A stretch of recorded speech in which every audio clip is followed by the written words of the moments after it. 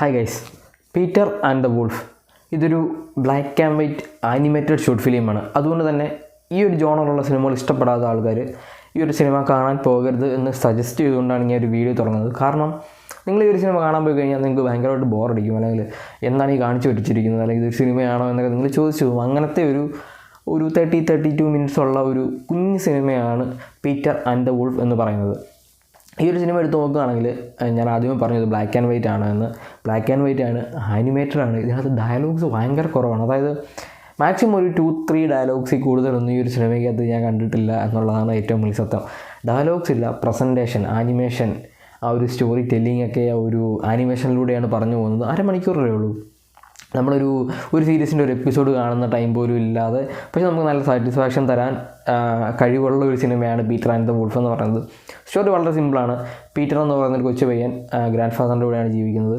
തൊട്ടടുത്തൊരു കാടുണ്ട്, അവിടെ ഒരു വൂൾഫുണ്ട്. ആ ഒരു വൂൾഫ് ഭയങ്കര ടെററായിട്ടുള്ളൊരു വൂൾഫ്. ഈ ഒരു വൂൾഫിനെ പിടിക്കണം എന്ന് ആണ് ഈ പയ്യൻ്റെ ആഗ്രഹം. കുറേ ഹണ്ടേഴ്സൊക്കെ ഇതിനെ പിടിക്കാനായിട്ട് പോകുന്നുണ്ട്.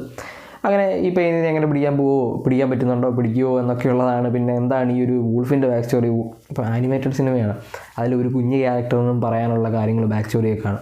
എന്താണ് ഈ ഒരു വൂൾഫിന് പറയാനുള്ളത്?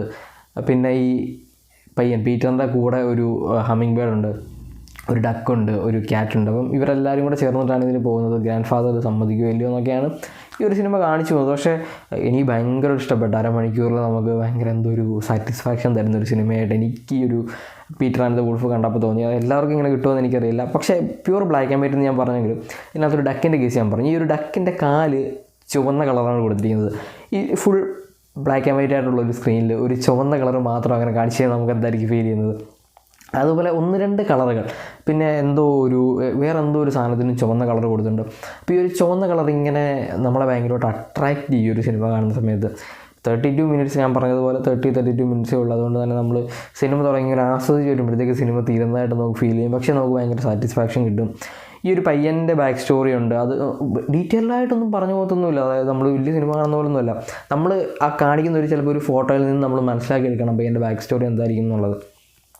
അങ്ങനെ കാണിച്ചു പോകുന്ന ഒരു അടിപൊളി അടാറ് സിനിമയാണ് പീറ്റർ ആൻഡ് ദ വൂൾഫ്. ഇതിനകത്ത് നിങ്ങൾക്ക് ഒരു പോരായ്മയായിട്ട് തോന്നുന്നത് ഇതിനകത്ത് ഡയലോഗ്സ് ഇല്ല, അല്ലെങ്കിൽ ബ്ലാക്ക് ആൻഡ് വൈറ്റ് ഒക്കെ ആയിരിക്കും. പക്ഷേ എനിക്ക് അതൊക്കെ ഒരു പ്ലസ് പോയിൻ്റായിട്ട് തോന്നിയത്. ഒരു വെറൈറ്റി സിനിമ കണ്ടൊരു ഫീൽ കിട്ടണമെന്ന് നിങ്ങൾക്ക് ആഗ്രഹം ഉണ്ടെങ്കിൽ നിങ്ങൾ ഉറപ്പായിട്ടും കണ്ടിരിക്കേണ്ട ഒരു സിനിമയാണ് പീറ്റർ ആൻഡ് ദ വൂൾഫ്. 2023 ഈ ഒരു സിനിമ റിലീസായിട്ടുള്ളത്.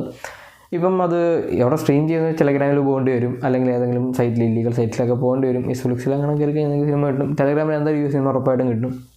എന്തായാലും നിങ്ങൾ ആനിമേറ്റഡ് സിനിമകൾ ഇഷ്ടപ്പെടുന്ന ഒരാളാണെങ്കിൽ ഉറപ്പായിട്ടും തീർച്ചയായിട്ടും കണ്ടിരിക്കേണ്ട ഒരു സിനിമയാണ്. അപ്പോൾ നിങ്ങൾ പോയി കാണുക. കണ്ട് ഇഷ്ടപ്പെട്ടാൽ കമൻറ്റ് ചെയ്യുക, വീഡിയോ ഇഷ്ടപ്പെട്ടാൽ ലൈക്ക് ചെയ്യുക, ഷെയർ ചെയ്യുക, സബ്സ്ക്രൈബ് ചെയ്യുക. നമുക്ക് അടുത്ത വീഡിയോയിലാണ്. അതുവരെ